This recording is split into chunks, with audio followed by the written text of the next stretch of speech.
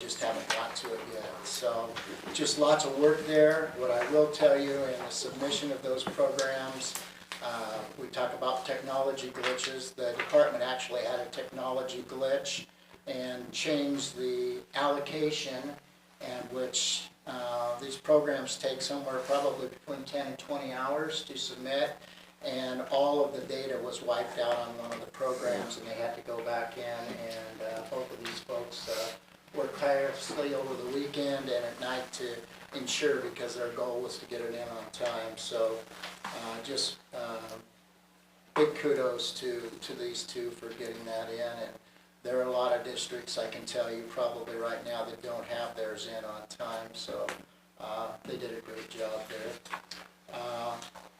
I'm going to go over a couple issues, and I'll let Mr. Murray talk about some of the things with the Migrant 1C update. But just telling you, I talked with Charlie Bauer, who is the lead from ODE. He is their high-risk compliance officer, and he was here last week, and he called afterwards and just wanted me to know that he really, truly believes we are going to have a quality program when this is done.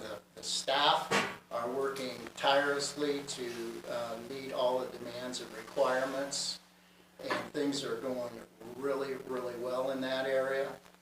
I want to let the board also know that we had some vans that were purchased with Migrant 1C funding, and those vans were being underutilized by the migrant program. So we had a strategy in which we can move those to other federal programs, and with the help of the department, we've been able to do that. So one of those vans will be going to our nutrition program, federal nutrition program, and that will help with transportation of food and services to our satellite cafeterias, as well as in the summer food service program. And it actually saved money because we were going to have to purchase another van, and now we don't have to purchase a van. And the other one, Superintendent Hawkins had a great idea. We needed vehicle transportation for some of our foster students as well as our McKinney-Vento students. And so we're going to repurpose the other van for there. And so we've ran it through the Department of Education, and they've kind of given us the go-ahead for that. So I want to turn the rest of some exciting news in the migrant program over to Mr. Murray. Thank you, Mr. Browning. Yeah, just some specifics on the program.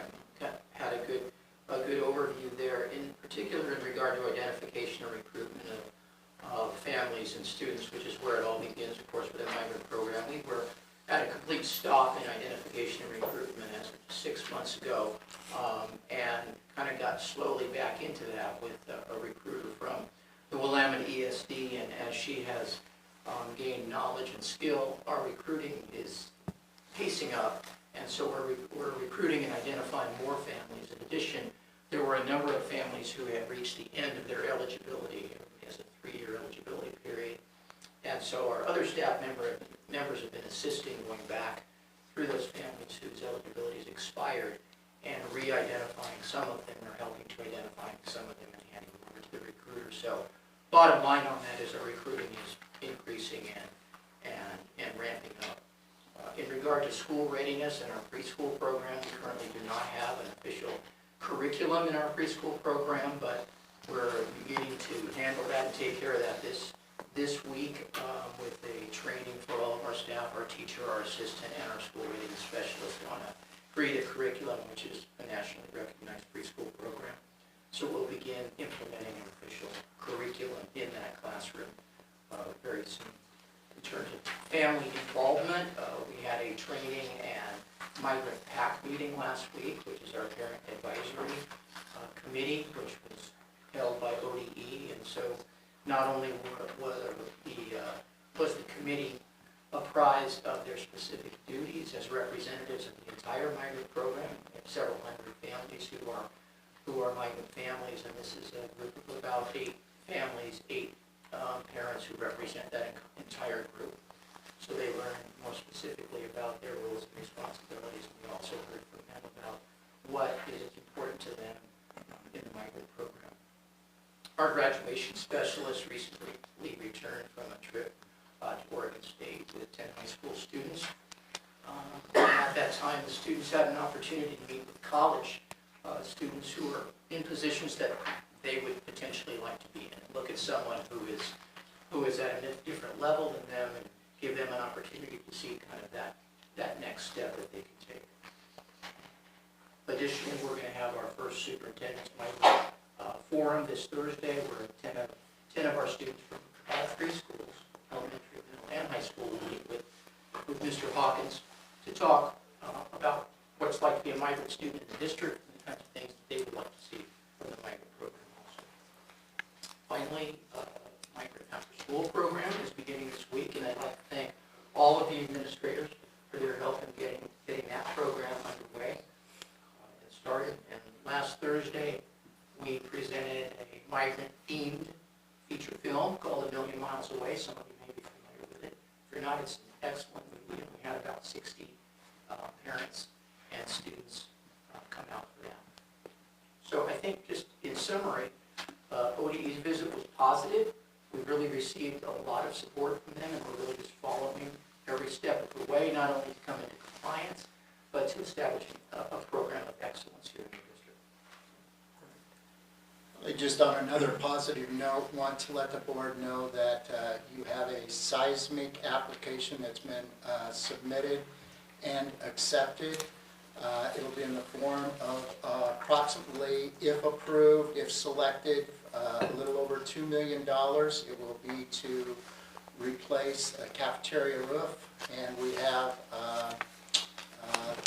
3 strikes, 3 check boxes for us. Number 1, it is unreinforced masonry building.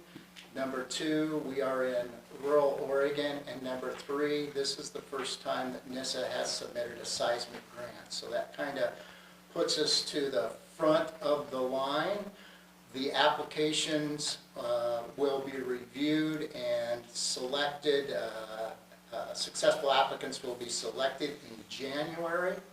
If selected in January and awarded the money, we would then look and probably start the design phase sometime in June of 2024, eventually select contractors, and the work would probably begin in May of 2025 and would hopefully be completed by September, because basically we will be shutting down the cafeteria and talking with Superintendent Hawkins.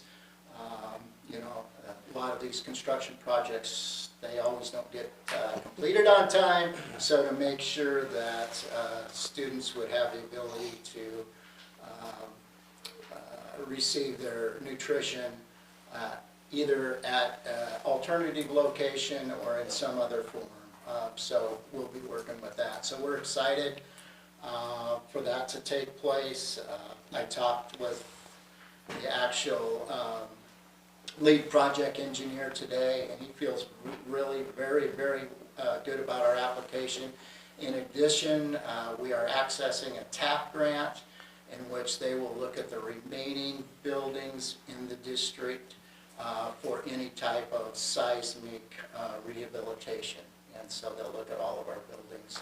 I know they have some concerns about Mack Hall in particular, as well as probably this district office, I imagine, and the bus barn, some of those structures, to make sure that they're safe. So that, I think that was great news. Also, I wanted the board to know, a lot of people didn't know, the actual Rick's Barber Shop is actually owned by the school district.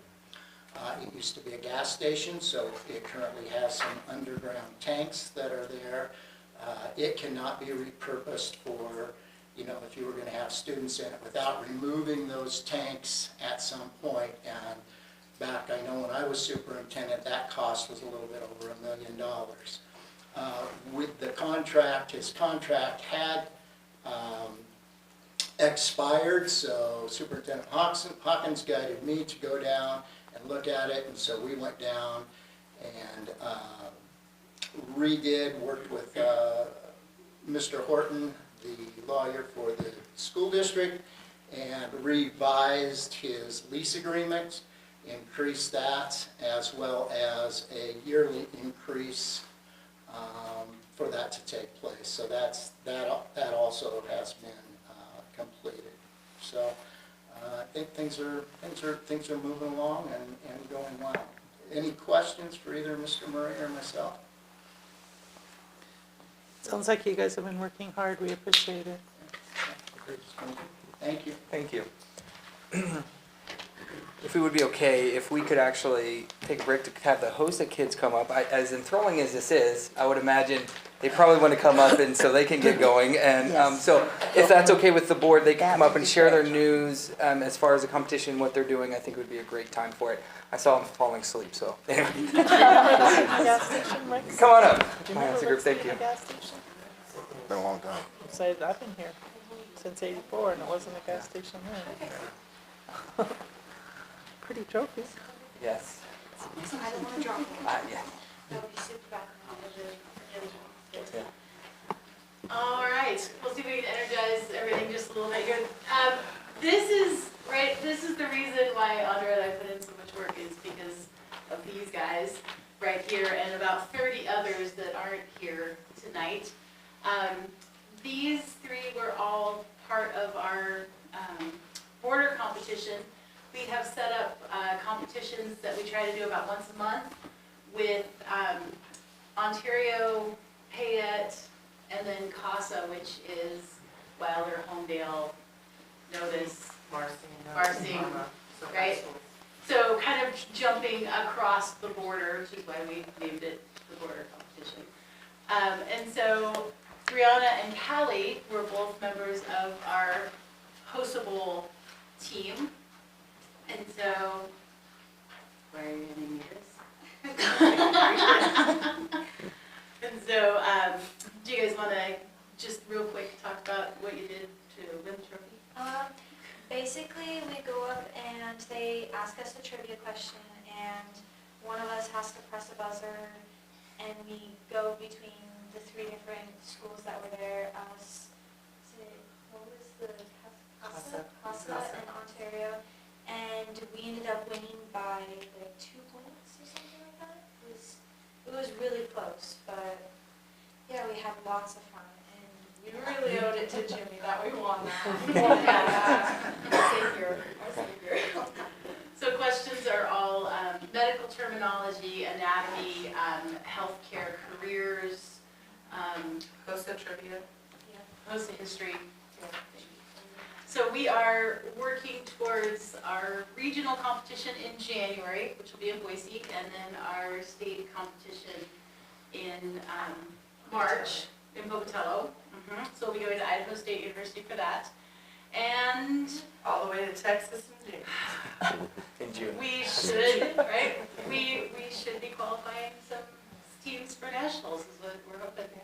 So, all right. That is awesome. Congratulations, seriously. I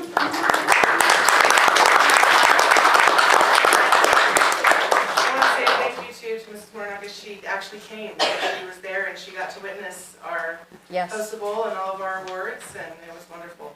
So And- anytime you guys would like to join us, December 15th at CASA, we would love to have you. That's Well, awesome. and I have to commend you. As a retired healthcare worker, I really appreciated the answers that you were able to give to the questions. You did very well.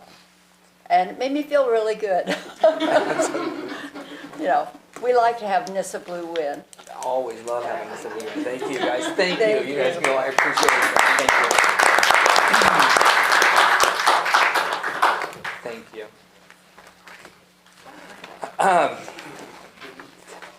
Going on, so on the back of your package is also a letter from Monk Dental. As you know, every year they sponsor the Black and Blue Bowl, and this year it was in Vail. I mean, barely squeaked out a loss there.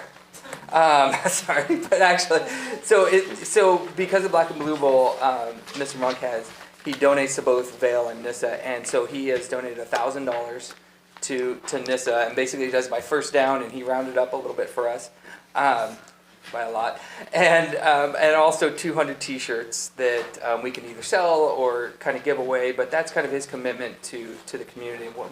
One of many things that he does for us, as he was at the career fair, things like that. And so I just wanted to kind of highlight Monk Dental and tell them thank you for that. And this money goes to the football program for them to use. And so this is just a great event. And there was a video I remember it was like 7 or 8 years ago, just highlighting the Black and Blue Bowl and what it means for both communities. And so I just want to say thank you to Monk Dental for their commitment to NISA and Vail, but mostly NISA. So thank you. I would also like to highlight some, as I told you, like this is about exciting initiatives that you can see, right? The great places that we are and where we're going. And with the new calendar this year, it marked a proactive approach by our buildings and just the way we supported staff and students as much as, when I look at the middle school model as having their 8th period kind of tutorial helping students on there. And so we have seen it has yielded some positive outcomes already.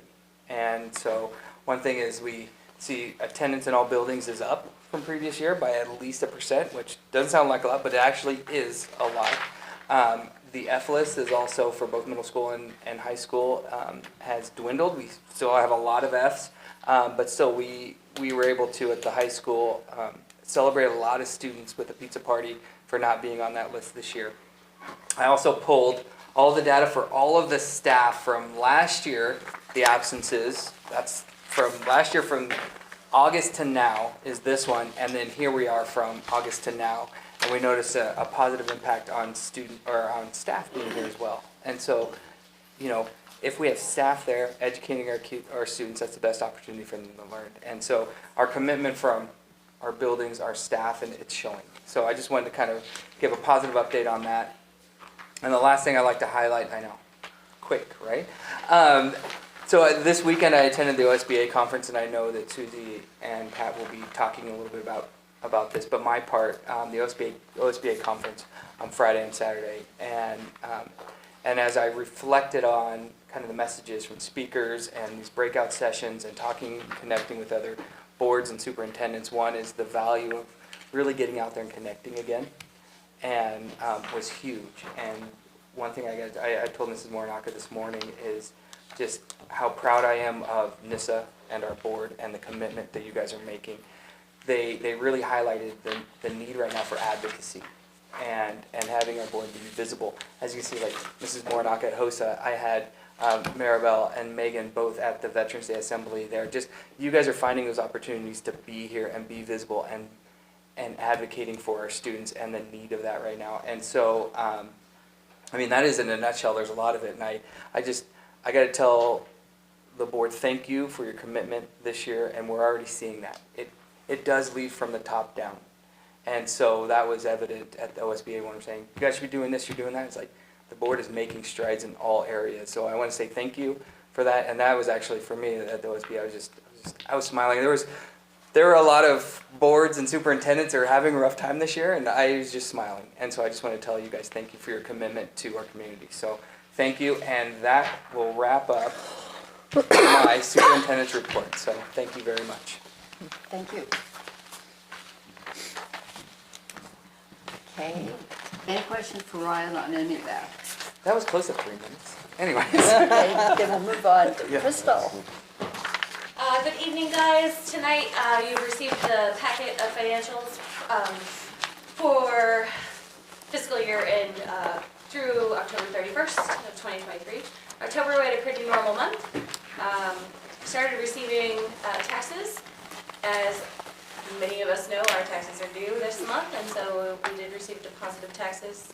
And November is usually our biggest month that we receive our largest amount of taxes. So what came in was about 1.4 million, and what went right back out, about 1.4 million. So I would say it's a good month. Kind of want to just quickly go through the packet tonight because I have something else on the agenda to talk about, but I wanted to point out Early Head Start.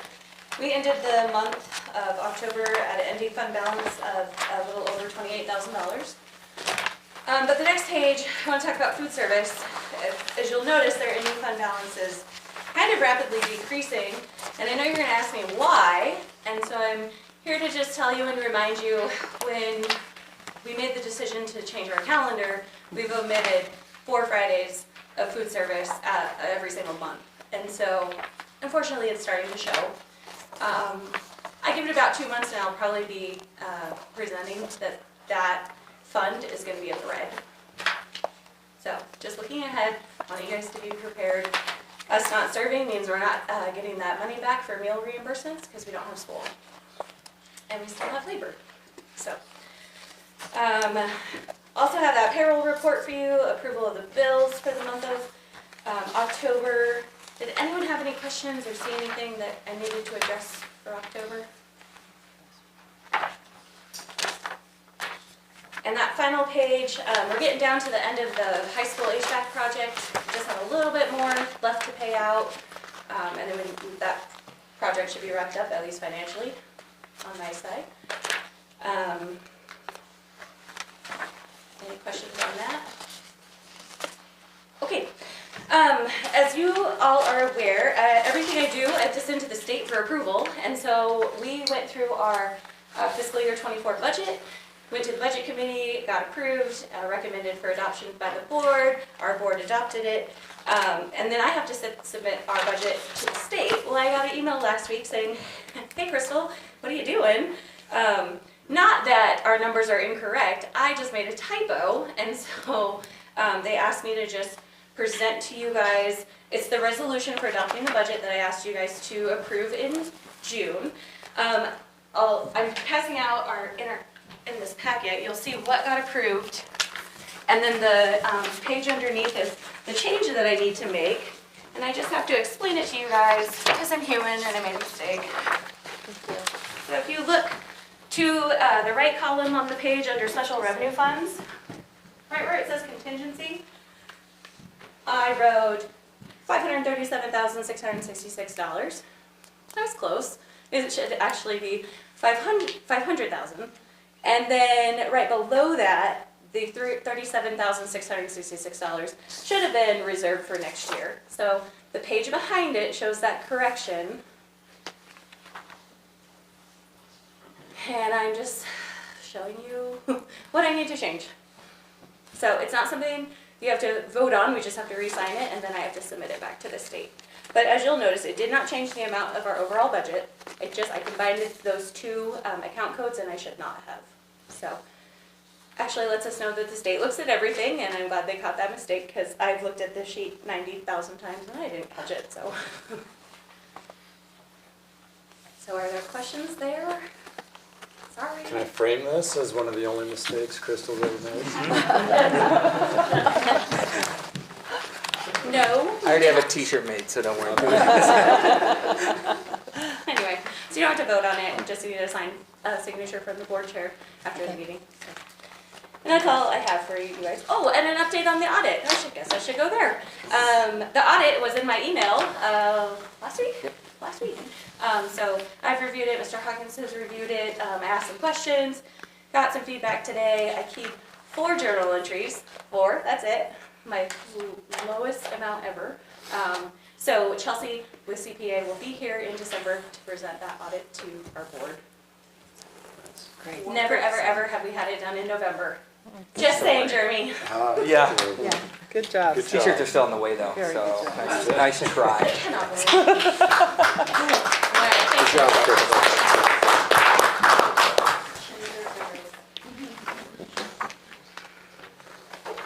Okay, we will now move on to the consent agenda. Were there any changes to the minutes of the October 9th meeting? Or the minutes from the November 6th meeting or work session? I would like to note, just as a change, I believe in the November 6th minutes that Mr. Merritt's name was spelled incorrectly. It's M-A-R-E-T. So that's the only Sorry. correction that I saw. So we've looked at these. Do I hear a motion? So moved. Do I hear a second? Second. It's been moved and seconded, moved by Jeremy, seconded by Susie, to approve the consent agenda as provided. All those in favor? Opposed? Motion carries. We'll move on to old business. There is none. So on to new business. The first part of the new business is the OSBA elections. There's one individual up for election. That is Bruce Kavan from LeGrand, who is seeking re-election as the Legislative Policy Committee person for our district, the Eastern District. I've spoken to Bruce. You know, I've been in his position before. He does a very good job for us, I feel. So, you know, I told him that I would give that spiel for him. The other part are the resolutions that are provided. I believe we've all had a chance to read those. So, are there any questions about those? One of those resolutions, I will tell you, is the Rural Caucus resolution. The other portion are the bylaws for OSBA. I've gone through them, hopefully everyone else has too. I feel comfortable with the changes. They're very slight, they made in those. And I feel very comfortable with the Rural Caucus. I think it could be very helpful for an area such as ours. Do we need to make a motion on each of these as we go through them? Yeah. Okay. Do I hear a motion on the OSB elections and resolution?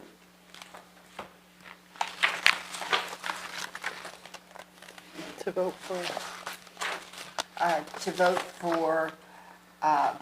Bruce Kavan, and the resolutions to support the Rural Caucus and the OSBA bylaws changes. And the caucus is to discuss. The caucus will give rural areas like ours a voice. It will give us an opportunity to actually have a representative at the OSBA table and to potentially have another LPC person who would specifically look at things that deal with rural communities, you know, to help develop policies that would help rural areas.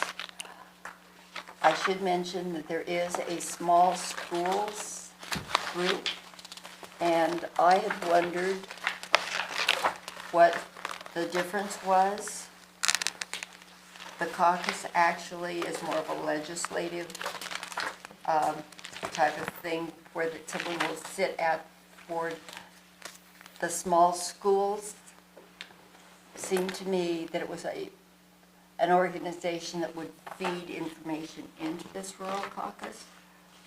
Now this is all my opinion. I attended both meetings, and you know, I don't know what you thought, Susie, because you were at the small schools one. I just think it'd be good to have a voice from the rural. Was there any idea given of what the dues would be? I mean, in here it just says that they will be set by a majority vote every year. But was there any idea of what No, that might be? as far as the OSB bylaws. No, the rural caucus. You know, I did not ask that question. What they talked about mainly was that they would be getting a certain amount of money from OSBA. So they did not specify, and I did not ask. Okay. I just wonder how that works with our current budget, where we know dues will be coming if we vote to pass.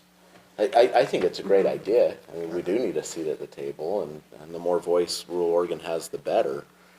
But I just wonder where that's going to fit in as a budget item, or... That's a good point. They didn't even talk about that. Yeah, and, you know, because I went to the rural caucus group, and they did not talk about that, Okay. so. And if we like, we could put that off for the next one, and I can reach out to OSBA and get some information on them if Okay. you'd like. We can. The resolution for the rural caucus needs to be a yea or nay by December 15th, I believe. So we could do it our next meeting.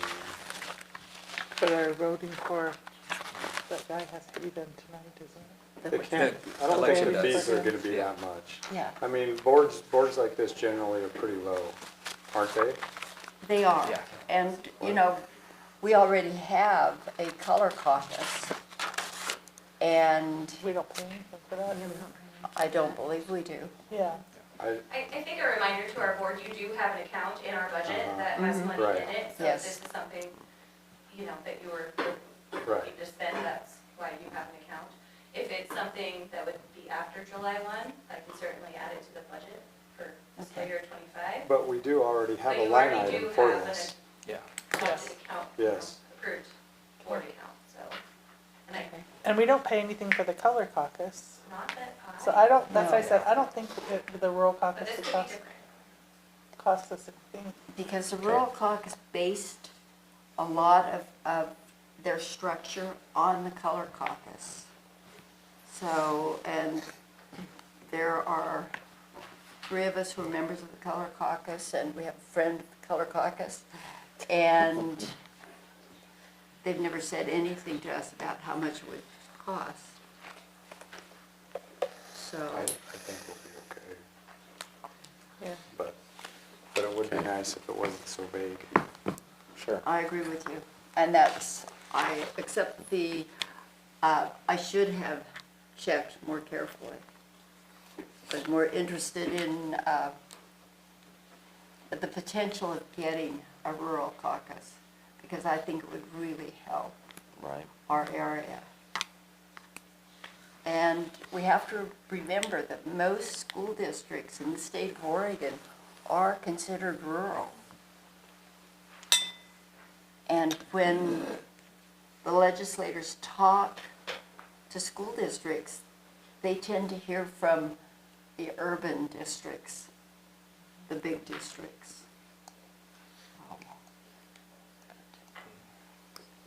Anyway, so we would like to find out more about the cost of the rural caucus before we vote on that section. Yep. Can you do that, Brian? I would like to go ahead and vote on the election of Bruce Kavan as the LPC representative for our area, for the eastern area. And I believe we can split out The voting bylaws. on the bylaws of OSBA. We'll just, wait on the rural caucus.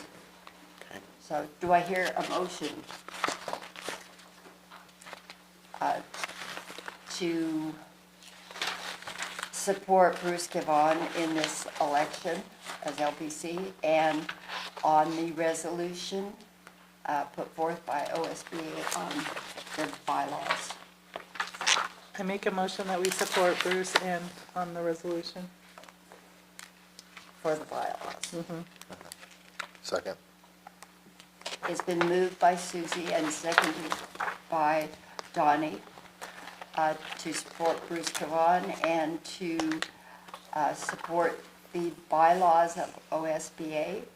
All those in favor? Motion carries. Okay. The superintendent search. We have received 4 RFPs. We can discuss them. The costs go from about 12,000, up to a little over 20,000.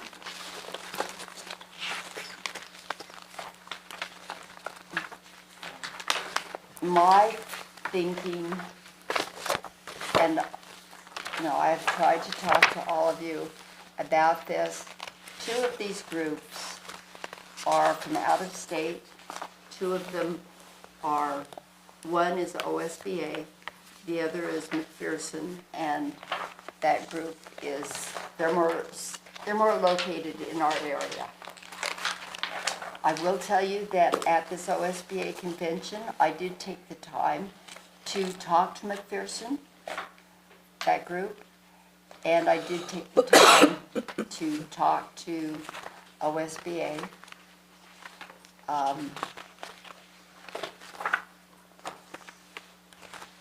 Their proposals are similar.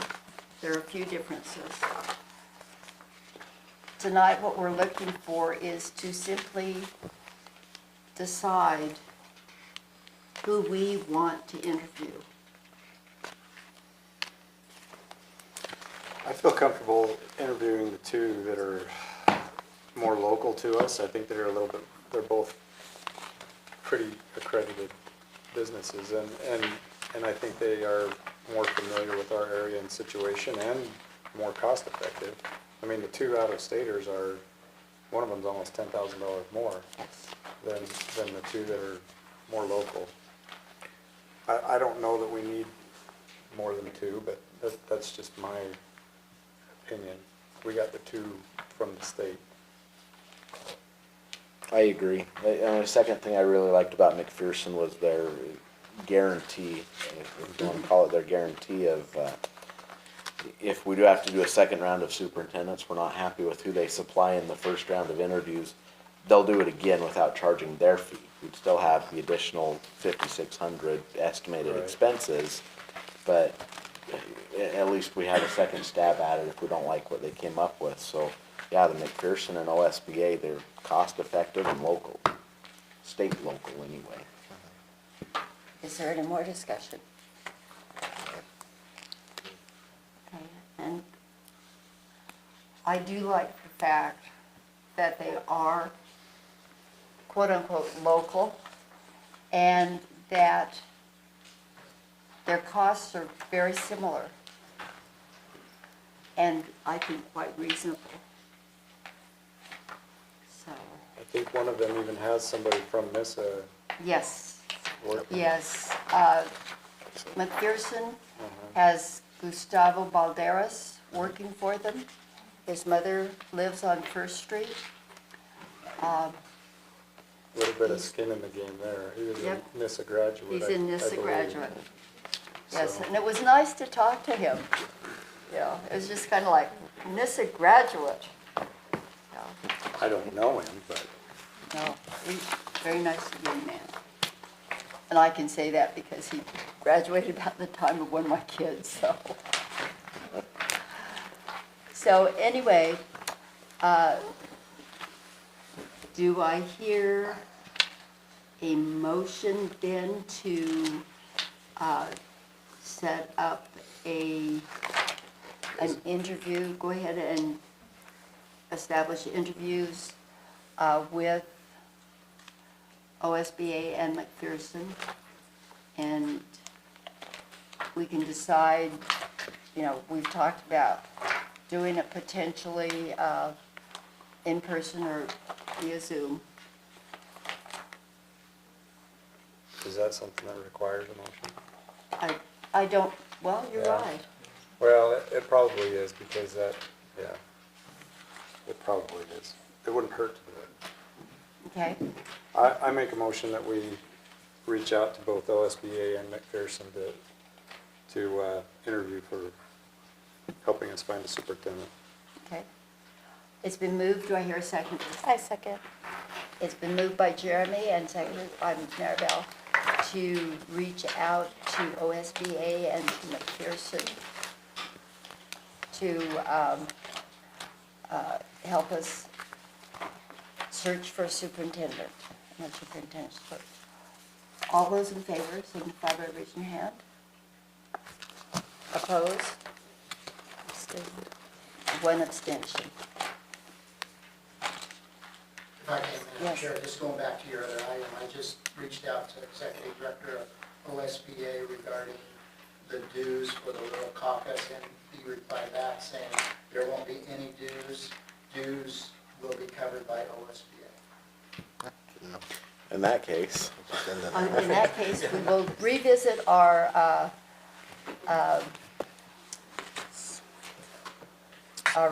vote. I make a motion to go ahead with the rural caucus and support that. Do I hear a second. second? It's been moved by Jeremy and seconded by Donnie to support the rural caucus. All those in favor? Motion carries, thank you. Okay. Next one goes on to the Latinx specialist, Ms. Watkins. Yes, and you'll see in your packets the job description for the Latinx specialist. This is a position with coordination with ODE and kind of listening to local needs and talking to the board. A position that would benefit our community, with especially our Hispanic community, and having somebody that would help be an advocate. That we talk a lot about student voice, equity, inclusivity, and so that's what this person is. And so in coordination with ODE and also local resources, we're proposing this job, and we would like to get it posted. Funding for this will come out of the SIA, which we'll talk about here in a little bit. And so that's where the funding will come out of. And it, like I said, it meets two of our goals in that. And so if you guys have any questions on the job description or anything of that nature.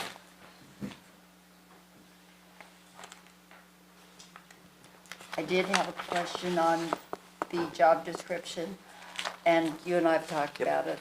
And I asked Ryan, our superintendent, if this Latinx specialist served only our Latino population.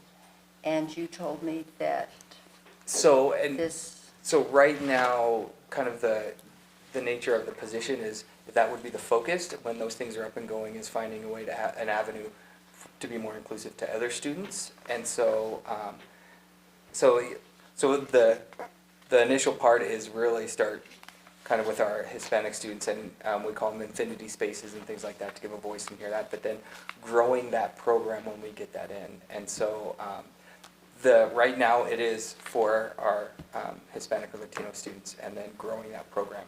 So, but yes. So. okay, because I can see that this type of program could help, could be really inclusive and help a lot of our students.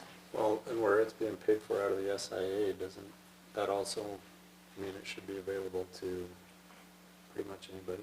Yes, and but the focus of, like I said, our SIA is those underserved populations and finding a way, like inclusivity and equity and those things, and giving a voice. And we often hear, like, oh, they're not migrant, we can't help them, we can't. And then this actually opens that up, and it gives us the ability to not have the barriers in there to serving students who are underrepresented, and a community as well. And we even look at, like I said, the translation services, those things. The benefit of the district is having somebody there that all parents can reach out to if they need help with. So.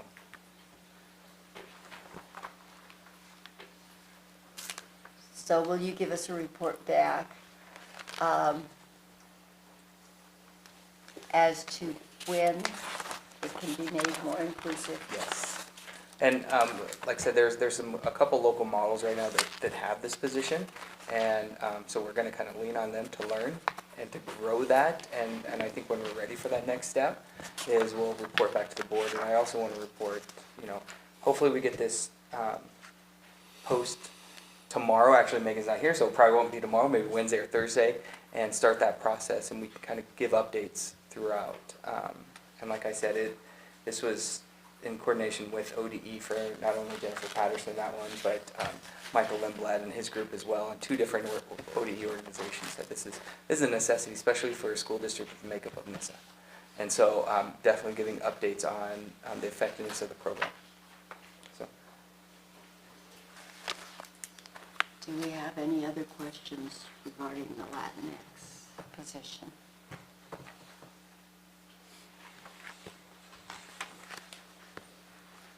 And is this It does not It does require a not. board No, it does motion. not. This is an information Yep. item. If there are no other questions, we'll move on. I'll probably write you a lot of questions tomorrow morning. Absolutely, yeah, yeah. It is an exciting kind of thing for our community and the ability, like, I mean, it does have the ability to reach a large number of communities that I feel like we're not. And speaking to the board, especially this summer, that was something that we need to find a way. And so I'm excited about the potential of this position, so. Okay. If there are no other questions, we'll move on to the SRO position. Perfect. Also, another one that we've added in the SIA that meets one of our 4 goals, and there is increasing our FTE and our SRO. Right now, Corporal Rodriguez is our SRO, and it's kind of invoiced when he's here, but really committing to a full-time SRO who is trained as an SRO and has kind of the guidelines of the National School Resource Officer Association, and working in conjunction with Chief Ballou and Jim Merritt, our city manager, what that would look like for our district and also serve the community. And as you know, if you guys are from NISA, you have a survey coming out saying, that we need to increase our officers in the city, and this is actually mutually beneficial for both the city and the school district. And I look at the school district, what somebody trained and following the National School Resource Officer kind of guidelines, and he said first they're counselor, second they're teacher, and third they are an officer. And obviously the officer can trump that at any time, but really saying that we want them out there. We had Red Ribbon Week a couple weeks ago. That would have been great to have them down there at the elementary teaching the curriculum. We have the curriculum from LeGrand that Mrs. Ramos has brought up to us. And so really taking that proactive approach, but also in conjunction with Chief Ballou and saying, hey, what do we want to bring in? Are we seeing some gang things? Are we seeing that? And so just increasing the effectiveness of what an SRO could do for our schools. So that is kind of the proposal in there. And Mr. Groding went and took our current contract and kind of some things that we were looking at and down to Mr. Horton and saying, writing that up with those expectations of a different cooperation with the city. So. Do we have questions on this position and this change? And comments from Chief Ballou, our board member? Well, obviously, I'm going to talk about the city side of it. The benefits obviously there. So the important piece, I think, is just, kind of what Mr. Hawkins was talking about, is that we're talking about getting the SRO way more involved with the students in school on a more of a, like I say, counseling level, education level, and not so much the enforcement level, even though that will be there. And to me, that's important. Our students need that just as well as many others do. So I'm obviously supporting that. What I do want to say, of course, is seeing this as a benefit for the city side, I'm not going to vote on it. So. Yeah. Good call. Yeah. And I will point out that this was something born out of kind of listening to city council meetings and listening to our administrators and our students, and this was very authentically grown here at the school district and then branched out later. I reached out to Mr. Merritt and Chief Ballou and said, hey, we have this idea, and it wasn't the other way around. And so it was kind of all of those things converging in one place, and so I appreciate abstaining from that. But it really was born organically from the school district. So. And there is like a conference for SRO officers that they can go to and get trained? Yep, officially trained on those things because it's, there is more than just, okay, you're an officer, now go in the schools and do it. How to approach students and how to build those relationships, and so it's oftentimes, we've seen videos of SROs who are properly trained well, and we don't want that. And so what we're saying is we're really investing in what that, again, the potential of what a school resource officer could be for our kids, our community. So I think this is a great idea. I think, it's a good start to getting a drug awareness program back in the schools.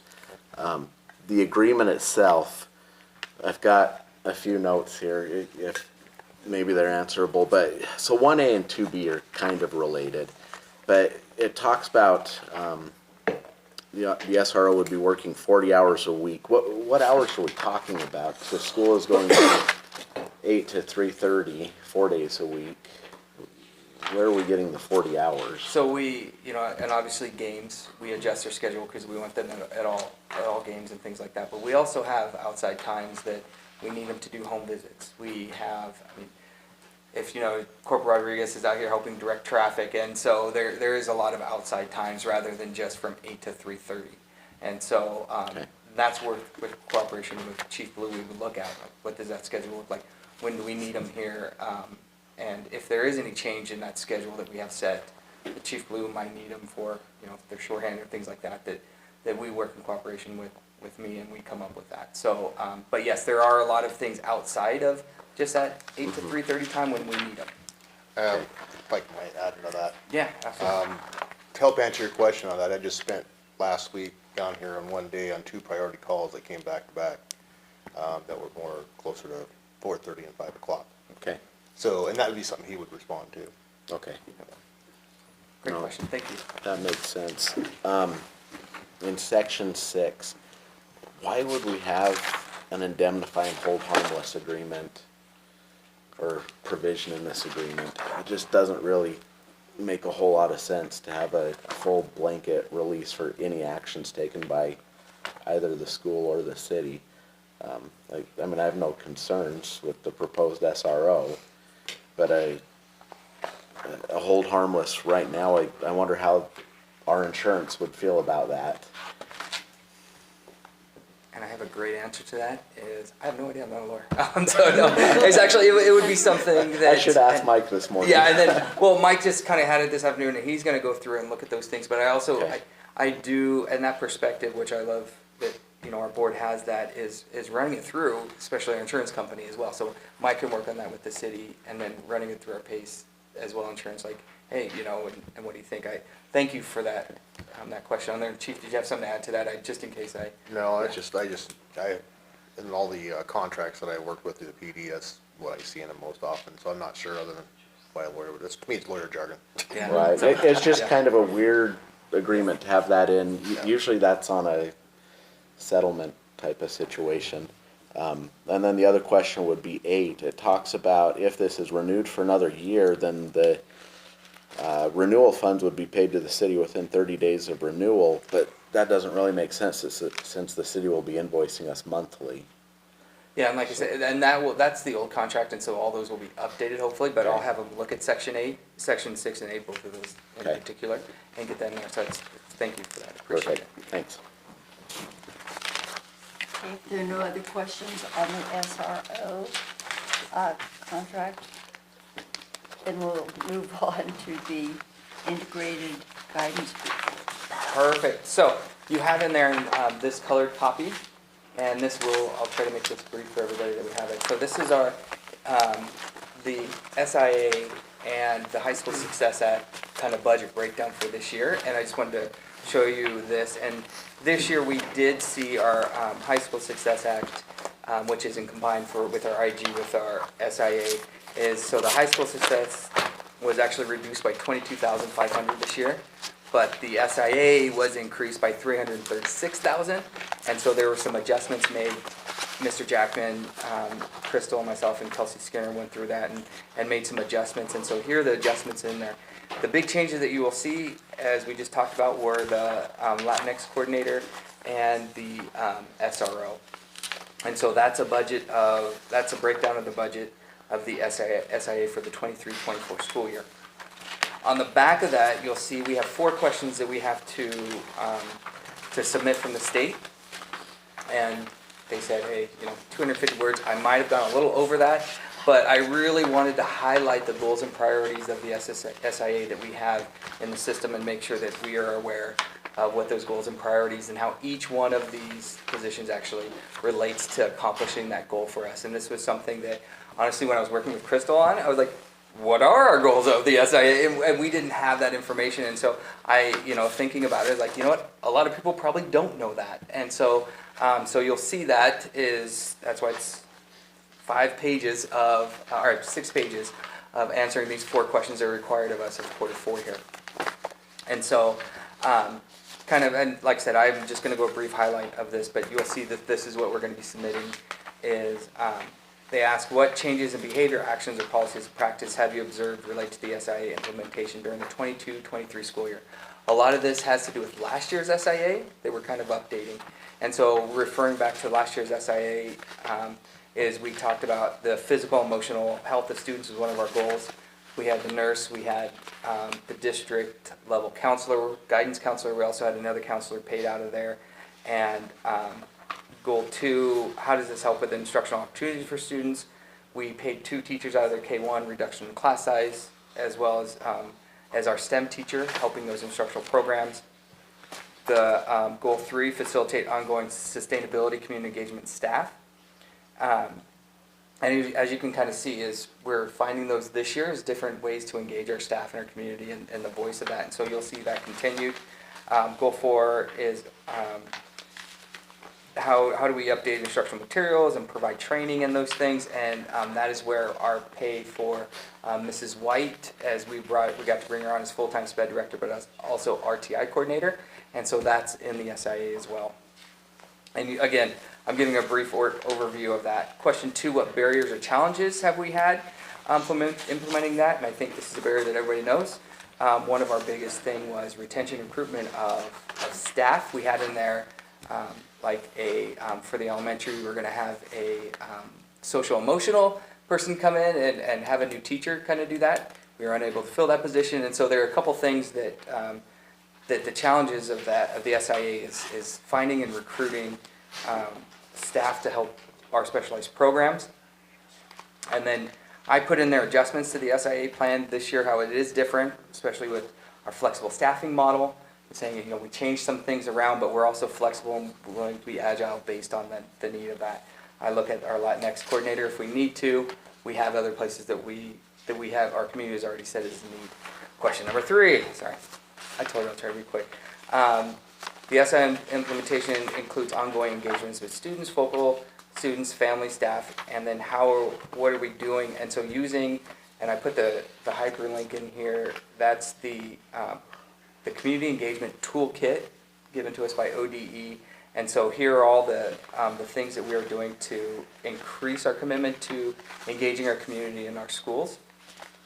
And then the last question that I just kind of want to highlight is, as you think about what guided your choices and prioritized efforts of the SIA implementation, what stands out? And this is for last year. And so based on the change of leadership from this year, I wasn't able to kind of say, hey, this was our priority, this is what we did, why we did it. And so I addressed that in there, but also said that kind of going forward, this is the why we did what we did. And so we have that information. If there is any other changes or anything like that we're well aware of as a community and a board of what drove our priorities. And so that's why it's a little longer, like I said, but you guys are well informed of the why around our SIA. So any comments or questions about that?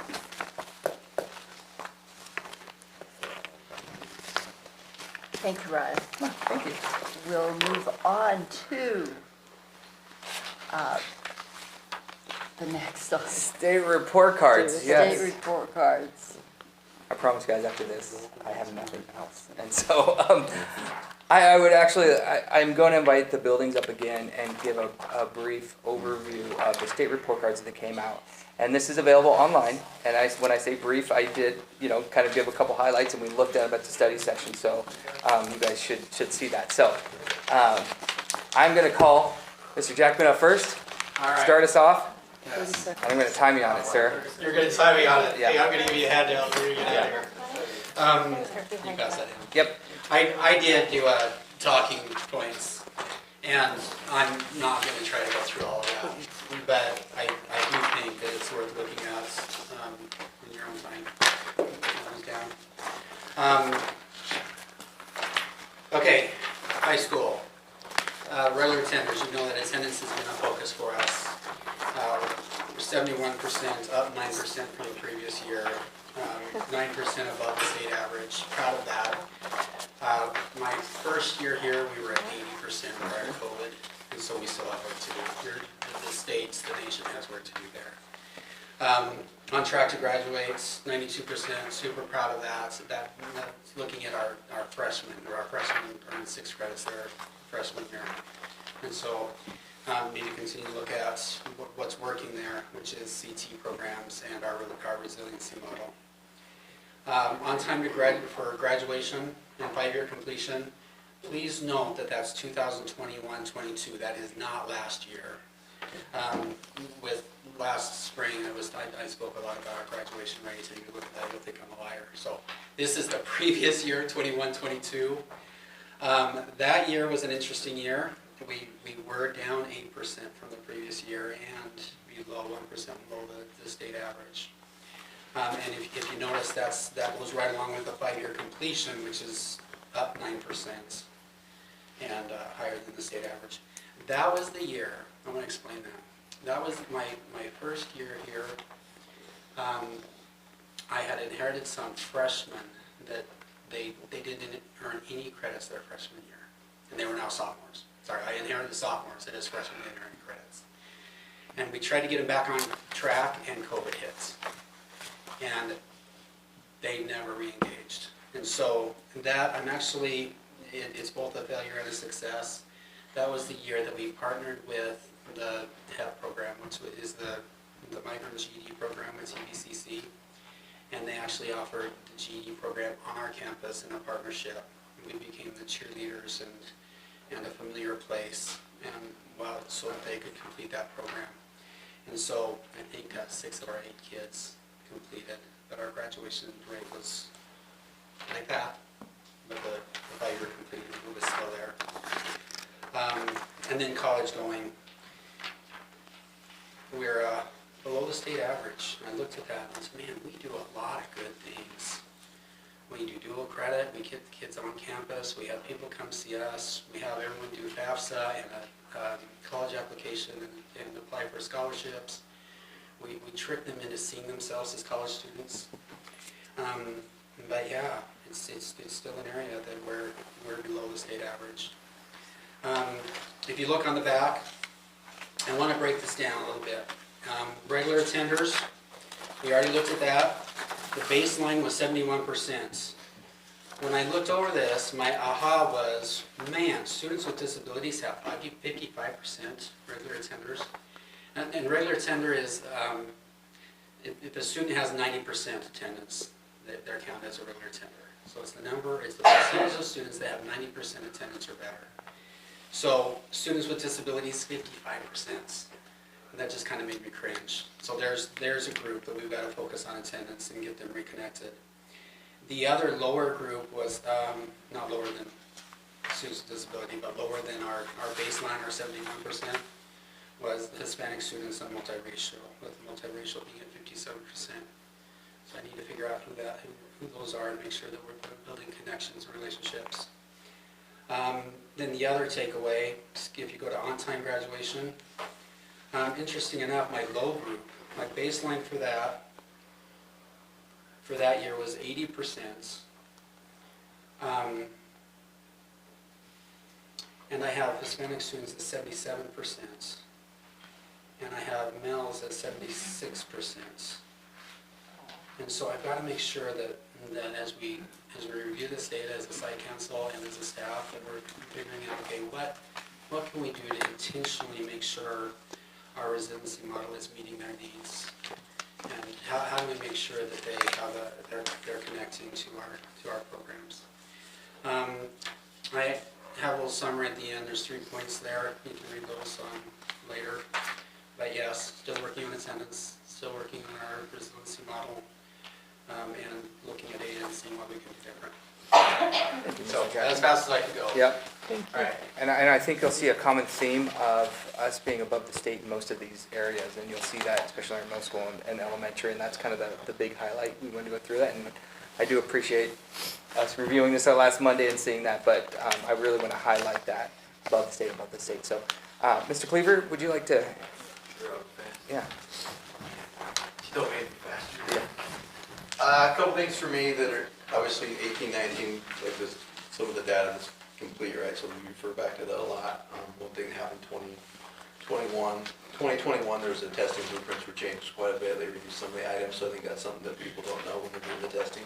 So you're comparing, you're not always comparing I think some of the great takeaways from this that are great, 18-19, we're 14% behind the state in mathematics, and now we're only 3%. Even though the score is not great, that's a pretty big gap change. If you look at our percentage of attendance, we were 5% above the state, now we're 9% above the state, even though that number is reduced. It's not a number we want. We were 85% prior to COVID, and now we're up to 71%. And it'll be higher this year. It's already better quite a bit. I think some takeaways that were interesting from this year's data that's been different. One thing I'll point out is our girls have always tended to perform higher than our boys in mathematics. This is the first year that they did not. So quite substantially higher. So I don't know what the changes. Obviously, it's been one of our areas of focus is making sure that we're looking at things equitably. But I thought that was a neat takeaway, and we don't know the rationale for that. But this year, for example, 20% of our girls, female populations, passed in mathematics, and 30% of our boys. Prior to that was 25-25, 31-20, and 37-25 comparing boys to girls. So girls have traditionally been higher than that. The one thing we'll still point out that mathematically throughout that whole process, testing-wise, that's important. Our white students have passed both the English language arts and the math at a much higher rate than our Hispanic students in the population. And the passing rate for Hispanic students has basically been the same throughout that process. And so it's quite substantially less. Like, for example, last year was 22% in English language arts and 15% in mathematics. If you compare that for the white cohorts, it was 58% and 52%. So it's data that we continue to look at, and we're trying to find ways to address that. And I think that's a big thing that needs to continue to be addressed throughout our district, not only in our community but other places. So the one thing that's not on these charts, on the new ones, is that obviously individual student growth.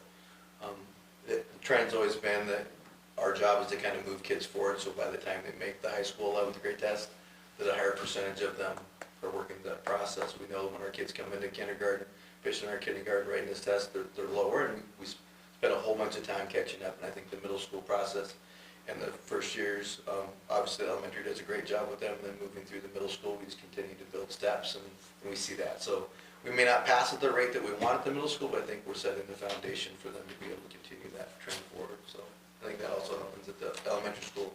They're not happy with their 3rd grade test or their 5th grade test, and they send them to us, and we just take another step forward. So I think that's one thing that isn't always reflected in these report cards, when you don't look at the individualized data and you don't look at the student growth and the building growth rates. So this one doesn't show that, but the detailed report does.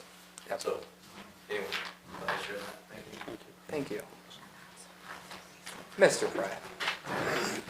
Well, I'm going to share data from last year, and so I appreciate all the work and effort that the elementary school and Mr. Murray did last year, because they saw some significant growth, about 8% growth in the English language arts in comparison year to year.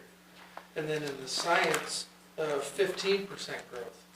And I think the outdoor school program, the timing of when that happens just prior to the state assessment test, kind of gives those kids a down and dirty, quick guide on sciences, as well as mystery science last year was implemented. And so that's a really good hands-on program that the teachers can use in the classroom with these 5th graders to get them, and it's now in 3rd, 4th, and 5th grade levels that they do, but 5th grade's the only one that's tested in science.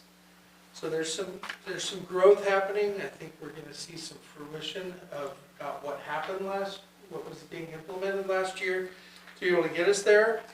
The new math curriculum this year, we should see some growth. There is always that possibility of an implementation dip the first year that you implement a curriculum. The Reveal Math curriculum, I implemented it at my last school last year, and we didn't have an implementation dip, which was kind of ironic that we were able to have something new and still stay steady and make progress.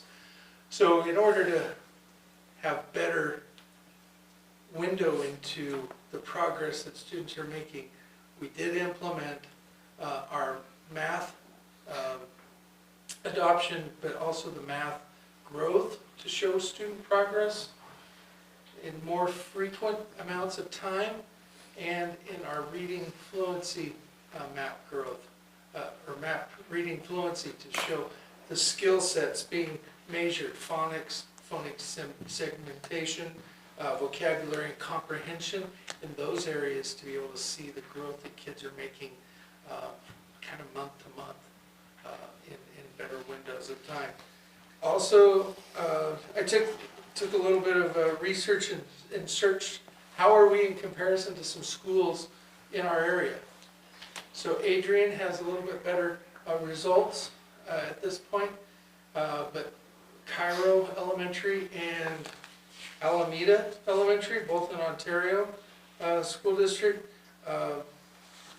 Nissa Elementary is well above what those two elementaries are doing. So a little comparison about where we're at. So there's some things that we can beg, borrow, and steal from successful schools, and there's some other schools that are going to beg, borrow from us about what we're doing in Nissa.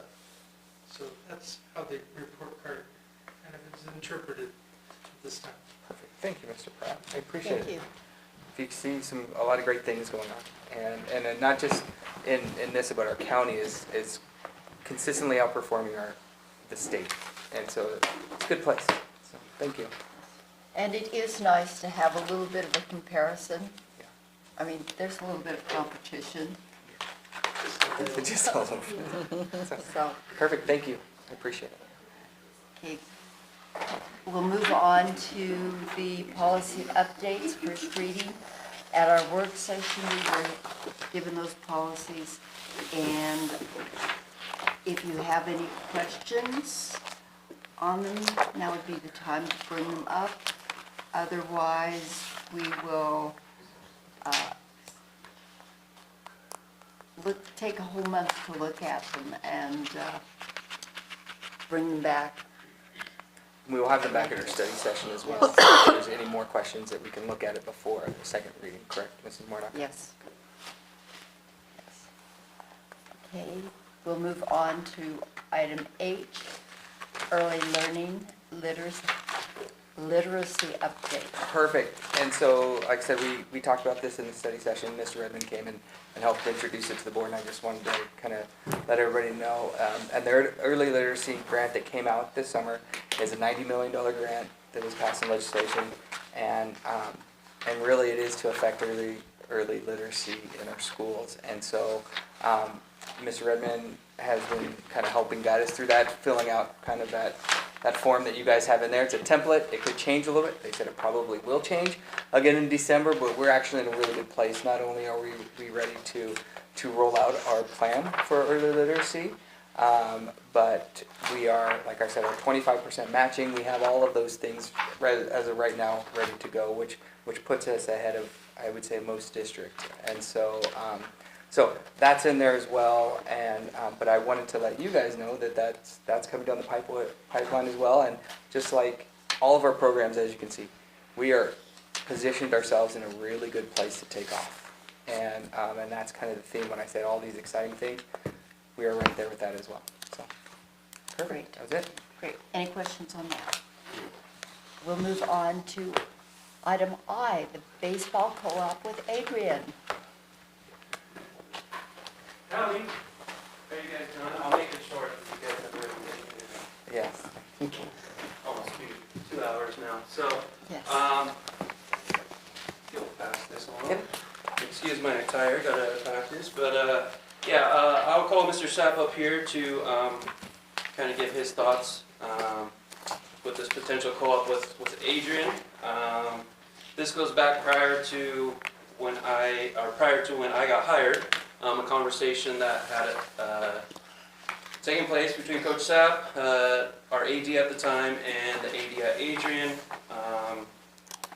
And so they had a full team the last few years. They look to only have about 3 student athletes this year for baseball, so they're looking for a place. To be transparent, they have looked at other options, but they have gotten the approval to attempt this co-op with us, and that was passed at their last board meeting. So as far as the needs and wants of the program, I'll let Coach Sapp kind of take over from here.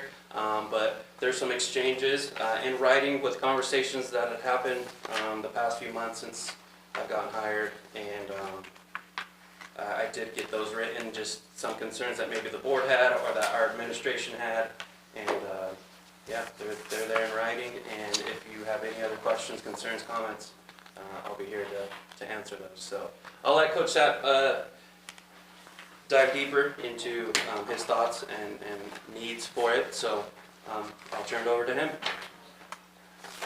Last year and the last 2 years, Adrian has had a baseball team, but it wasn't full of baseball players. They had about 3 kids that really wanted to play baseball for the last, it's been almost 4 years. And so last year, our girls golf team co-opted with Adrian.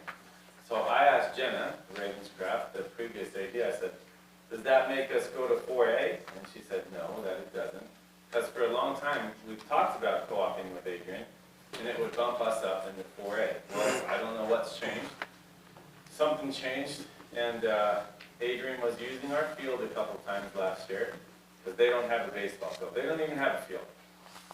So they came over to use our field for some games, and I was talking to their coach, and he said that he was pretty worried about his program moving forward. His kid is, he plays baseball and football, and he's a really good athlete. Anyway, he said he's worried about his kid not being able to play his senior year, right? So he was really interested in reaching out and seeing what we thought. And like Josh said, they were either going to go with Vail or with us, and truth be told, we don't beat Vail in much anymore. So they were I'm pretty encouraged that they chose us over Vail, which is I think says a lot about our kids and our boys. So that's encouraging. They said they would like multiple years. I think they're just kind of in a wait and see mode to see how this goes. And I don't blame them for that, but I think that we can have a lot of success. We have a summer season that goes along with it where we can get young kids to join. So maybe they'll have some more young kids that come over. In terms of taking opportunities away from our kids, I don't see that as a problem or an issue. Our kids know, like, if you're the best, then you play. If you're not the best, then you have to work hard and beat someone else out for a job. Like, this is the real world that we live in. So it's just something that I discussed with their coach, talked to Jenna about it. Everything looked pretty good. Josh has been really supportive in this. And then I guess he's talked to you guys a little bit about it before. And like we said, man, they chose us over other options, which is a pretty good thing, I think. So, if you have other questions about it. Won't change our status. Nope. It will not. So what happened the last reclassification, that was 2 years ago, we're entering year 3, or we are in year 3. The numbers got adjusted, and so with the co-op, we're under that threshold of moving up, and so if you've paid attention the last few years, we've had an influx of 4A schools come down lately, or historically 4A schools come down, so that's why we have that buffer now. But yeah, we did one of the first things I did when I got the job was, crunch the numbers, had OSAA verify it, and so did Adrian, Amy over there at Adrian. So yeah, it's been pretty good, and any concerns or issues we've had, they've been communicated both in person, over the phone, or email. So to be honest with you, I think it would be a pretty good partnership in terms of the athletic director, administration relationship. So. Okay, a question. Will someone from their coaching staff coach? Great question. So they had 2 coaches last year. Obviously they were paid, obviously through Adrian. That was a topic we had. That's actually in here, I believe. They don't have enough to fund it on their end. They're not expecting us to fund it. They would be volunteers. That was one question I have, under Coach Sapp. They would be assistants. They're not looking for a co-head coach or anything like that. And they would take care of potential salary or anything like that on their end. They did say it was negotiable, but that's something for them to find out. As far as certifications, both student athletes and the coaches, all those would be taken care of on their end. They understand we have a drug policy, and they have even said in here that they would bring their athletes over and just let them know the dates, and they would adhere to all the rules and regulations that we have. So they're willing have the same expectations across the board.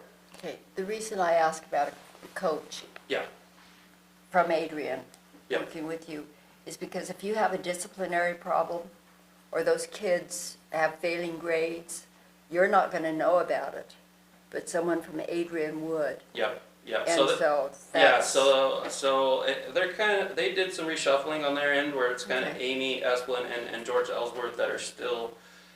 I still don't know who to communicate sometimes with, so I just email them both, and they've done a good job of figuring out who's Josh answering asked any them that questions. question, and they So, answered. Yeah, Okay. so they answered it, and they're willing to oversee that. And they would be driving over here on their own after school, so, Even to contest too.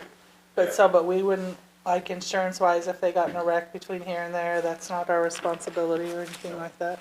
You always have expectations They, to handle they will have their own supervision, their own transportation, they'll take care of that, they're just playing with us.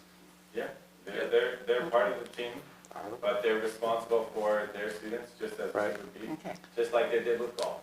And they'll wear the Nissa blue. Yep, that was a question too. They I saw want that. no I saw that logo, question. nothing. I saw that So, question. no, we're good there. I was like, Coach Sapp just got new uniforms a couple years ago. We're not looking to make any adjustments or order new ones, so. We like green if it's money. That's- So, I like it. Do we Sounds need like a motion to win-win play ball? situation for Yeah, everyone. I really think it's a good opportunity for us. It really is. yeah, both boards have to approve it for us Right. to move forward on the application through OSWA. So we need to make a motion. I'll make a motion that we go for the co-op. I'll second. We've had a motion made by Jeremy and seconded by Dustin in favor of going with baseball co-op with Adrian. All those in favor? Awesome. Thank you guys. Appreciate it. You move us on the agenda next time. Last time you didn't show up, remember? Okay, we'll move on to item 11, board report. All I want, This is your chance to be quick. Yeah. Yeah. I already ruined that for us, so. Happy quick? yes, I will tell you, at one of those conferences, at the last one, one of the things that Sarita Maven said was, speak so people listen. Learn to speak so people want to listen. And so I sat between Susie and Ryan and I said, hold me to that. That's what I would like to be able to do. So we'll see what happens as everyone's leaving. So we'll go to my notes here. They're very lengthy. We stopped listening. Yeah, read the crowd. Read That's one way I to only stop do listening. this to torment Jeremy. It's working. Okay. Anyway, this conference was very good.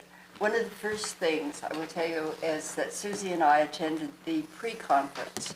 And the pre-conference speaker actually grew up in Prosser, Washington. And I've been to Prosser. It's a wheat growing community that's now turned into a grape growing. Winery. Yes, grape growing community.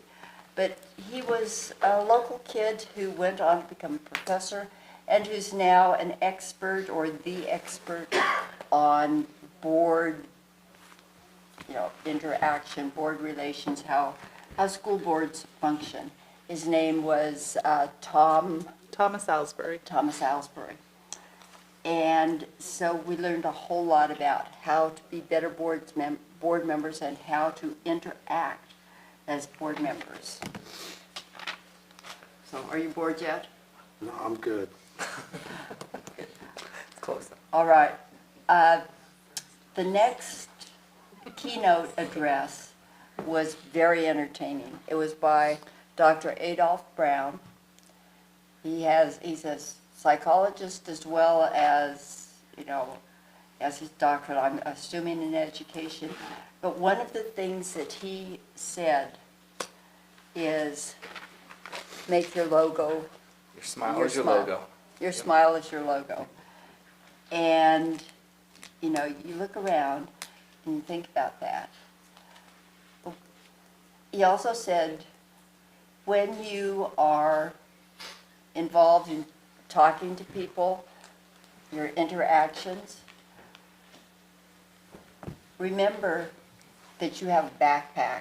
And it may be the fight that you had with your next door neighbor, or the disagreement you had with your kid, or it may go back to the first grade when someone stole your lunch.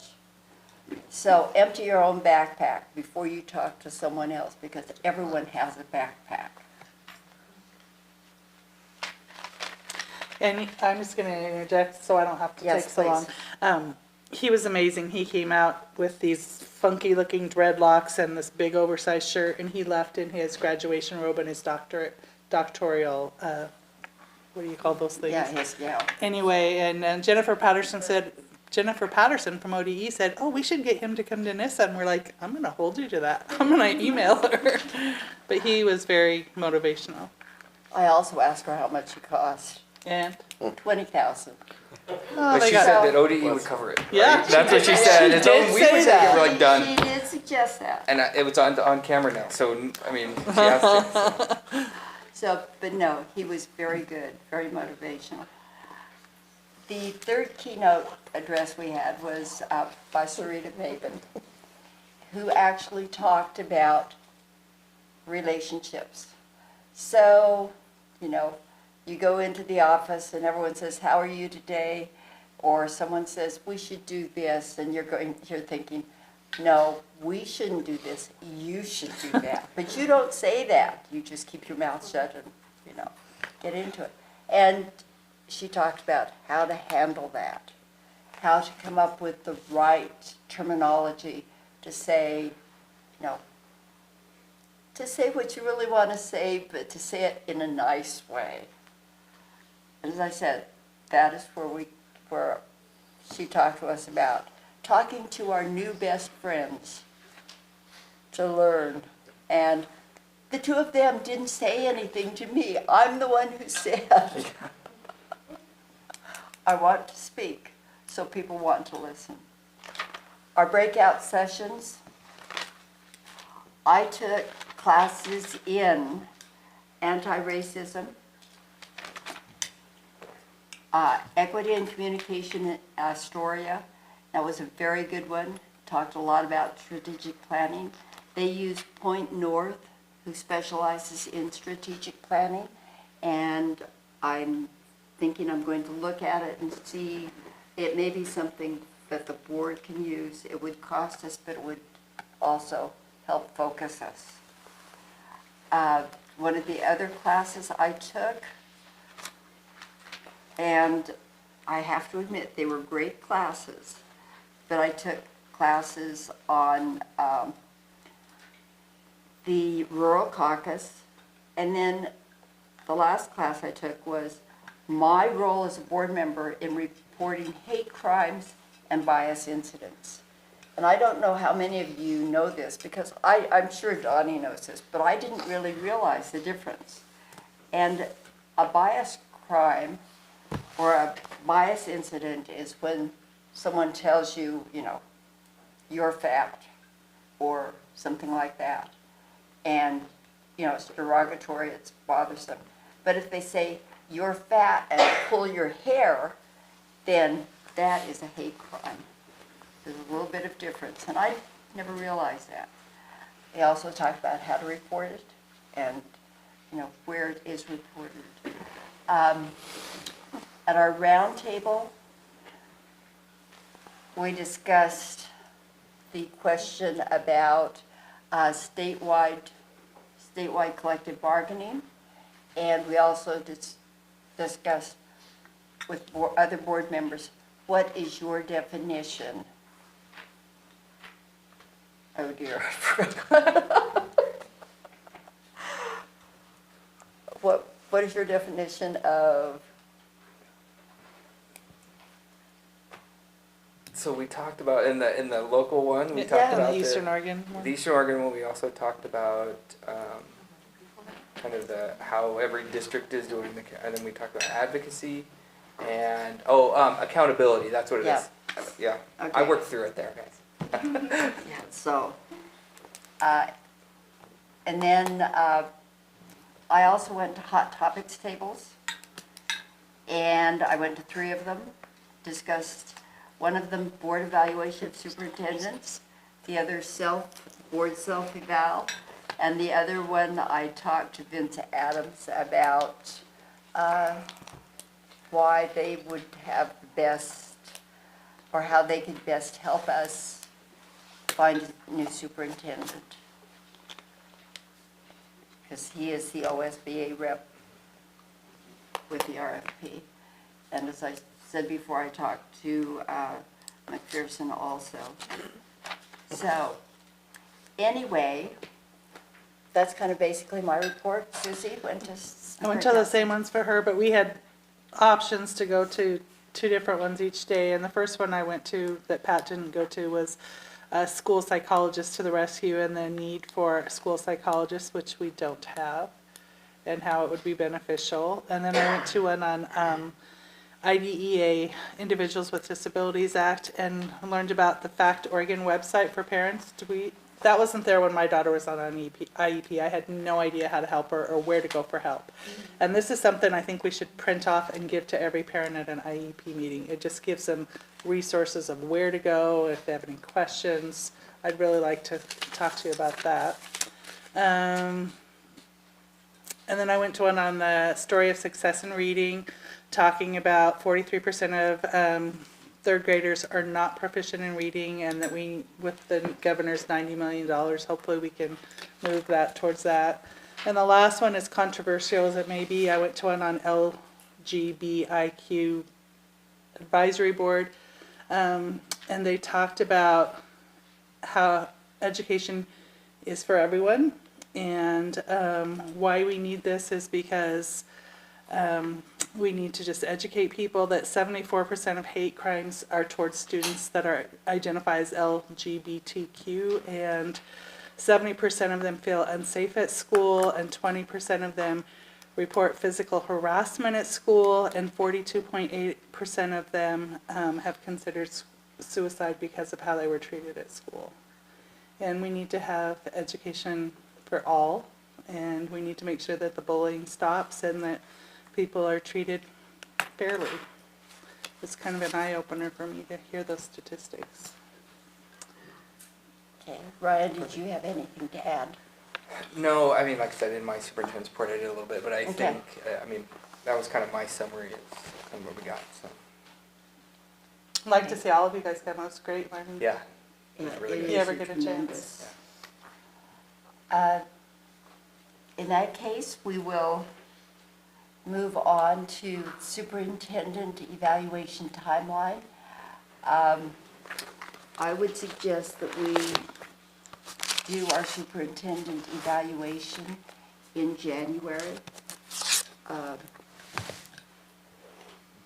We will, figure out a time to schedule an executive session, and this will give us 6 weeks to get going. OSB has an outline that we can use. The information, a lot of their information comes from Tom Owsbury that I talked about before. It is proprietary, therefore it costs. So, this is something we need to take into consideration, but we also have the tool that we used before. So we'll sit down and We work might on have it. a lot going on in January, but Yeah, I think we could at least get started on it. I agree. So does anyone have any objections to that? Okay. The last thing I want to say, because I'm still talking, is that I did attend the Ontario NISA, or NISA Ontario Choir and Band Concert. Both schools have small music departments, and they came together and they gave a very good concert. I was quite impressed by the cooperation, which was great. And then a comment on the HOSA competition. In addition to the questions that they were asked about HOSA, and they were asked for the definition of, what HOSA stands for, and medical questions that they were also asked a few questions about parliamentary procedure. And I thought that was great because parliamentary procedure isn't taught routinely. And I thought it was great to have it come out. Anyone else have any comments? Any questions? In that case, this meeting is adjourned. I'm sorry, Jeremy. I'm sorry, Mary.